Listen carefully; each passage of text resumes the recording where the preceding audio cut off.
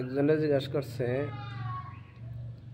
যে রাত্রের বেলায় যদি কোনো মানুষের কোনো পুরুষ মানুষের স্বপ্ন দোষ হয় তো ওইভাবে কি ওই অবস্থায় কি রোজা রাখতে পারবে নাকি?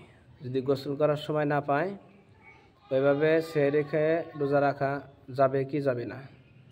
হ্যাঁ ভাই, নিশ্চয় যাবে। যদি আপনার গোসল দেওয়ার সময় থাকেও বা নাও থাকে, যদি সময় থাকে তাহলে আপনি গা গোসল দিয়ে সেহরি খেয়ে নেবেন। আর যদি সময় না থাকে তাহলে ওইভাবেই ওযু শুধুমাত্র ওযু করে বা ওযু না করলেও চলবে, কিন্তু ওযু করে খেয়ে নেওয়া ভালো।